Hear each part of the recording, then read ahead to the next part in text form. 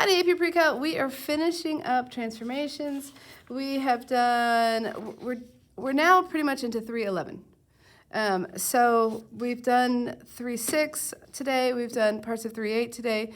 We had established our parent functions before. Now we're doing all the transformations today. That's what makes sense to me. So on this one, this is going to change our period. So secant's parent function period is 2 pi.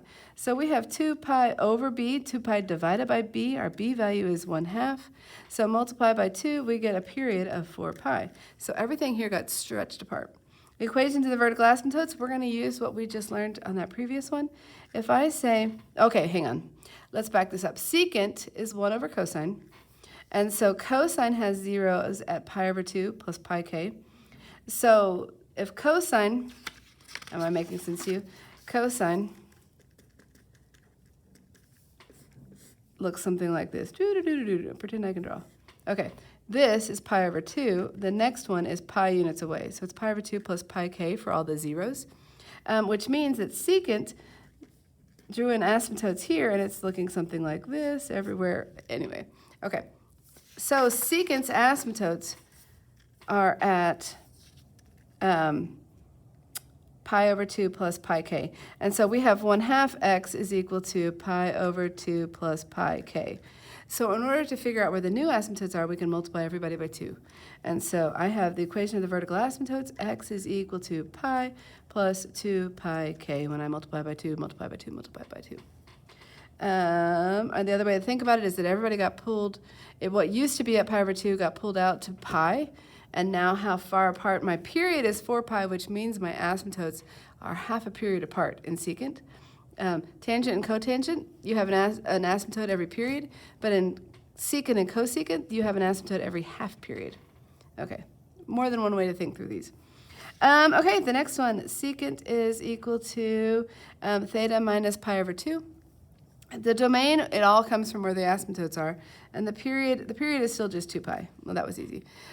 So x minus pi over 2 is equal to, if you remember before, secant had asymptotes at pi over 2 plus pi k. Let's add pi over 2. That gives us pi. So if x is equal to pi plus pi k, we actually don't need to write this pi. We can just say pi k. So the domain is the set, I like to write it this way, the set x such that x, that's not an x, such that x is not equal to pi k, where k is an element of the integers, k's. Cool? Let's do cosecant. So cosecant, okay, the range. Oh, this is good. Okay, so this 2, if you remember, I like to say with secant and cosecant, I like to be British for a moment and say mind the gap. This is going to pull the gap apart by a factor of 2. So we used to, our parent function, it went something like this and something like this, where this was, it had a y value of +1, and this had a y value of -1. And so we went -1 to negative infinity to -1, 1 to infinity. Well, now we stretched it by a factor of 2. Okay, so when we pull this apart, this is now going to be +2 and then -2, because we've changed the gap, and now we have to shift everybody down 1. Okay, so we would take this whole thing, I'm just going to change the numbers, and this becomes a +1, and this goes down 1 and becomes a -3. So what's my range? My range is going to go from negative infinity to -3. It does include that. Oh my goodness. Okay, and then we have to mind the gap, pick it up again from 1 and go to infinity. What's my period? Well, we didn't have anything affecting the b value.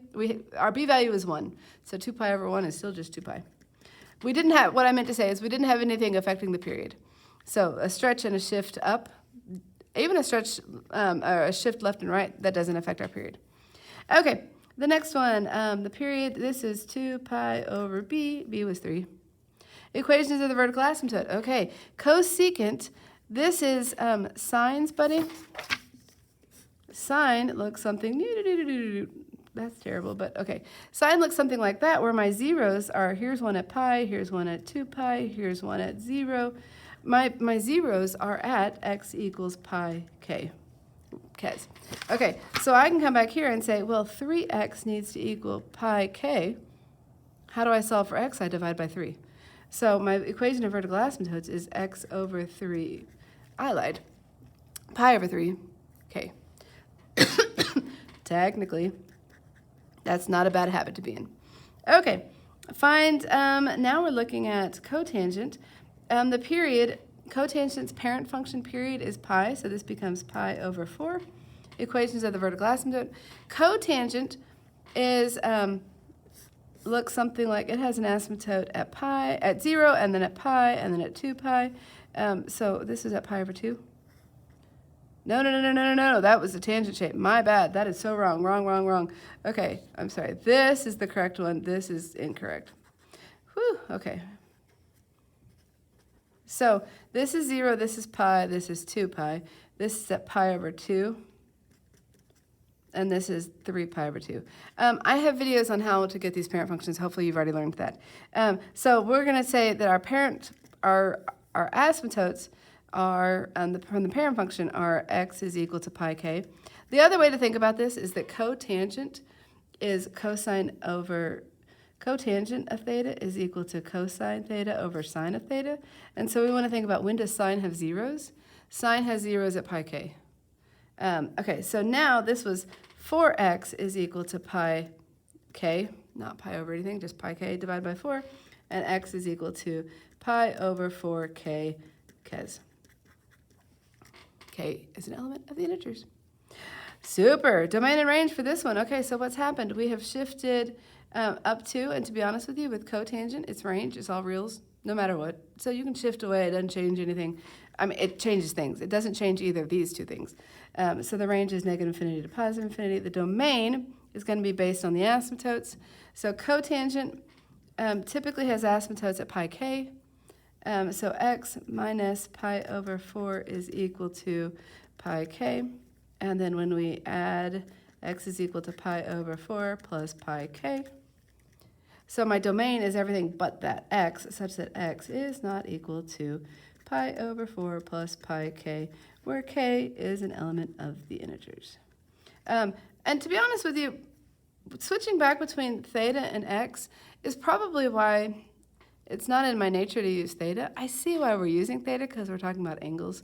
But I tend to just use x and know that they mean angles. So, and then it helps when we wouldn't, actually, if it's f of theta, we should be calling these theta.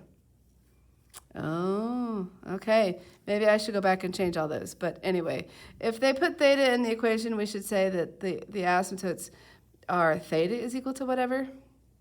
I'm just not in the habit of doing that. So my apologies. Go back and fix your notes, or don't. I mean, anyway, we should be consistent. So we should change all these to say theta, and it's just the domain is theta such that theta is not equal to whatever.